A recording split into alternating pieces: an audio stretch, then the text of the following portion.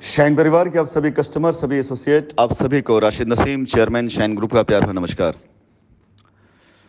साथियों, आप सभी लोगों के सामने हमारी और शशि बाला मैम की आपस की बातचीत की एक रिकॉर्डिंग आज सुबह आप सभी ने सुनी होगी, जिसमें कंपनी की तरफ से अब उस रोड मैप की तैयारी की जा रही है, जिसे पूरी तरीके से आप ये मान चलिए कि अगस्त के महीने में पूरी तरीके से संभवतः इसे हम लोग ला सकेंगे, क्योंकि कंपनी बाध्य है उन लोगों के लिए जिन्होंने कंपनी पे लीगल एक्शन लिया है। कंपनी बाध्य है उन लोगों के लिए जिन्होंने कोर्ट में केस कर रखा हुआ है। लेकिन कंपनी के साथ ऐसे हजारों लाखों लोग हैं जिन्होंने कंपनी के ऊपर कोई केस नहीं किया और आज तक अपना फेथ बना के रखा हुआ है। कंपनी इससे पहले अपनी इस पावर को इस्तेमाल नहीं कर रही थी, ऐसे लोगों का आह्वान नहीं कर रही थी जिन्होंने लायबिलिटी के नाम पर कंपनी को कभी भी बुरा नहीं कहा, जो हमेशा कंपनी के साथ खड़े रहे।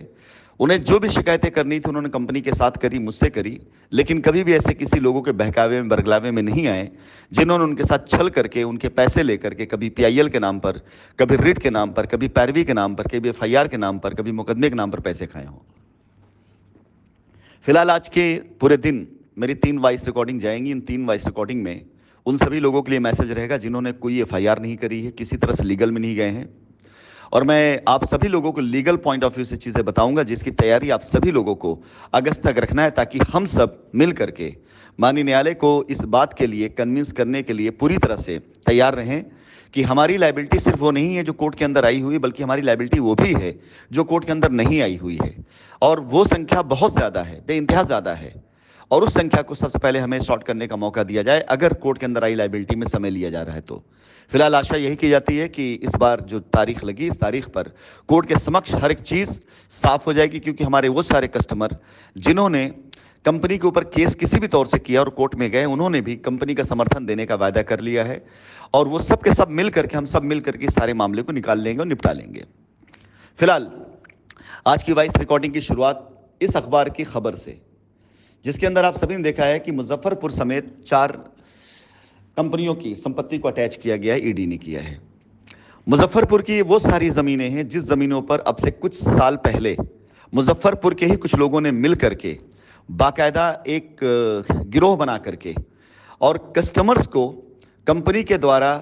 बार बार मना करने के बाद भी कंपनी को अंधकार में रख करके मुजफ्फरपुर के प्लॉट पर रजिस्ट्री कराई गई,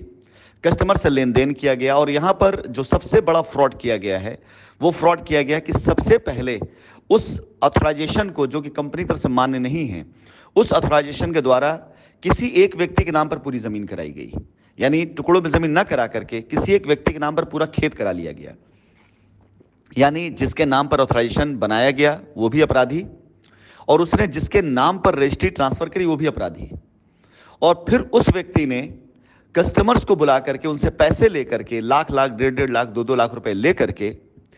उनकी पूरी की पूरी रजिस्ट्री जो पूरे खेत की थी वो कर दी गई, कस्टमर को ये कहकर कि आपकी लायबिलिटी खत्म हो गई। आप इस अखबार की खबर में ये बात जरूर देख सकते हैं कि वो सारी की सारी जमीन, आप इसे जितना डिसमल यहां दिया गया उसको मल्टीप्लाई कर लीजिए, वो सारी की सारी जमीन जो आप लोगों को दी गई हैं, वो सारी की सारी जमीन अटैच कर दी गई है कंपनी के नाम पर। यानी सरकारी खाते में कभी भी वो जमीन किसी ऐसे व्यक्ति के नाम पे नहीं थी जिसने आपको रजिस्ट्री करी है। और आज अगर ये जमीन अटैच कर दी जाएगी और आपके कर दी गई है, आपके नाम पर कब्जा नहीं होगा, तो हमेशा आपको यही लगे कंपनी ने आपके साथ गलत किया है। और ये अंजाम हर उस जमीन का होना है जिस जमीन पर कंपनी की सहमति कतई नहीं है, हर उस जमीन का होना है जिस जमीन के ऊपर कंपनी ने किसी प्रकार से अपनी रजामंदी सहमति नहीं दी, एसोसिएट ने या किसी भी व्यक्ति ने कंपनी को मुगालते में रख करके फर्जी ऑथराइजेशन बना करके कंपनी के डायरेक्टर्स की गैर मौजूदगी में, कंपनी के डायरेक्टर्स की जानकारी के बगैर आप सभी लोगों को, जिन लोगों ने बरगला करके कंपनी की आंख में धूल झोंककर रजिस्ट्री करी, ये अंजाम हर उस जमीन का होना है। ये तो अभी पहला एक्शन है जो एजेंसी की तरफ से हो रहा है, कंपनी की तरफ से अभी एक्शन नहीं आया सामने। कंपनी इस एक्शन पे जो एक्शन लेगी वो एक्शन सिर्फ इतना सा होगा कि हमारी जानकारी के बगैर ये रजिस्ट्रियां करी गई हैं, हमें इसके बारे में कतई कोई जानकारी नहीं है, और जिन लोगों ने इस कृत्य को किया गया है उन सभी लोगों को इस कृत्य के लिए कठोर दंड मिलना चाहिए, उनके खिलाफ लीगल एक्शन होना चाहिए। हमारा यही एक स्टैंड है। अब आप कस्टमर से निवेदन है कि आप अपने आप को किस तरफ खड़ा देखना चाहते हैं। मैं दुख है मुझे इस बात का कि एक बार फिर से ऐसे लोगों ने आपके साथ छल किया, जिन लोगों का मकसद आपकी लायबिलिटी उतारने से ज्यादा अपने सर का बवाल उतार कर कंपनी के सर पे डालना था और अपने पॉकेट में कुछ पैसे लेकर के फरार हो जाना था। आज उनमें से बहुत से लोग फरारी काट करके या तो अपनी कंपनी चला रहे हैं, जो शाइन सिटी का प्लान था उसी प्लान को कॉपी करके, या किसी दूसरी कंपनी में जाकर काम कर रहे हैं जो शाइन सिटी का प्लान था उसी तरीके के प्लान को दे करके। लोग कंपनियों को बदनाम करते हैं, लेकिन मैं एक सवाल करना चाहता हूं, इस सवाल से आपका मतलब नहीं है कि अगर एक कंपनी एक पैटर्न पर काम करते हुए कुछ समय बाद गलत हो जाती है तो दूसरी कोई नई आई हुई कंपनी जो उसी पैटर्न पर काम कर रही उसकी गारंटी कैसे ये दे लेते हैं। जाहिर सी बात है, ना कोई कंपनी गलत होती है ना कोई कंपनी सही होती है, हर आदमी अपने स्वार्थ के हिसाब से कार्य करता है। तो फिलहाल मैं आह्वान करूंगा उन सभी कस्टमर्स को जिन्होंने उत्तर प्रदेश, बिहार या बंगाल कहीं पर भी ऐसी कोई भी रजिस्ट्री कराई है जो कंपनी की जमीन थी कंपनी की लायबिलिटी के नाम पर, लेकिन कंपनी की जानकारी में नहीं था। और यह कैसे स्थापित होगा कंपनी की जानकारी में क्या था क्या नहीं था? तो वो सारे के सारे लोग जिन्होंने रजिस्ट्रियां कराई हैं, वो सारे के सारे लोग चिंता ना करें। जो रजिस्ट्री कंपनी की जानकारी में रहेगी, कंपनी जिस समय अपने ऑपरेशन स्टार्ट करेगी, कंपनी जब उसे वेरीफाई कर देगी, उस वेरिफिकेशन के बाद आप ये मान के चलिए कि आपकी रजिस्ट्रियों को कंपनी अपनी जिम्मेदारी लेगी। लेकिन वेरिफिकेशन में जो चीजें ली जाएंगी उसमें आपका ट्रांजैक्शन जो आपने कंपनी में किया होगा वो यदि है तो सही है। इसके साथ साथ उस दरमियान जब आपने रजिस्ट्री करी है, कोई ऐसा ट्रांजैक्शन आपका ना हुआ हो जो कंपनी की जानकारी में ना हो। उस ट्रांजैक्शन से मतलब ऐसा कोई भी लेनी देनी जो कंपनी ने ना कहा और आपने किसी को दिया हो। यदि ऐसा कोई कार्य आपने नहीं किया हुआ है, आपकी रजिस्ट्री वेरीफाई हो जाती है, तो कंपनी इस रजिस्ट्री की जिम्मेदारी अपने सर पर ले करके जांच एजेंसी में या न्यायालय में लिख करके देगी कि हाँ ये लायबिलिटी हमारी जानकारी में उतारी गई और इसमें हमारी सहमति, इसमें यदि किसी प्रकार कोई गलती तो उसकी जिम्मेदार कंपनी होगी। लेकिन वो रजिस्ट्रियां जिन रजिस्ट्रियों में कंपनी की जानकारी नहीं है, जो रजिस्ट्रियां ऐसे करा दी गई हैं जिन रजिस्ट्रियों में कंपनी कहीं कोई रजामंदी नहीं रही है, वो सारी की सारी रजिस्ट्रियां निरस्त होना अपने आप निरस्त होती चली जा रही हैं। अगर ईडी आपकी संपत्ति कंपनी की संपत्ति को जब्त कर रही जिसे आप अपनी संपत्ति समझ रहे हैं, तो आप पहले दिन से मान चलिए कि आपके हाथ में कुछ था ही नहीं। फिलहाल मेरा आह्वान आप सभी कस्टमर से, खास करके आप सभी उत्तर प्रदेश और बिहार के कस्टमर से, ये सारे कस्टमर जिन लोगों ने अपनी रजिस्ट्रियां कराई हैं वो सारे के सारे अलर्ट मोड पर आ जाए, क्योंकि मैं पहले भी कह चुका हूं और फिर से कह रहा हूं, 2019 के बाद से लेकर अब तक की कोई भी रजिस्ट्री, कोई भी कब्जा, वो सारा का सारा अवैध माना जाएगा। अगर आप लोगों ने जमीन के ऊपर जाकर के अपने कब्जे ले लिए हैं, जमीन पर जाकर आप सभी लोगों ने अपनी तरफ से पोजीशन ले लिया और बाउंड्री करा ली है बगैर कंपनी के सहमति के, वो सारे के सारे बाउंड्री वॉल, वो सारे के सारे कब्जे, वो सारी रजिस्ट्रियां अवैध रहेंगी जो 2019 के बाद से कंपनी की रजामंदी के बाद के उससे नहीं की गई हैं। तो ये पहला संदेश आज उन सभी कस्टमर्स के लिए,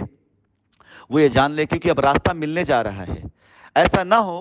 कि वो सारे लोग रास्ता पा जाएं जो कंपनी के साथ खड़े थे, जो कंपनी की नियमावली से चले थे, और आप सभी लोग जो ये मान के चल रहे थे कि आपको 2019, 20, 21 में रास्ता मिल गया, चाहे वो पैसा खिलाकर, चाहे सिफारिश से, चाहे दबंगई से, चाहे डरा कर, किसी भी तरीके से, तो वो सारे जो मान के चले उनको रास्ता मिल गया, वो उनका क्षणिक सुख था।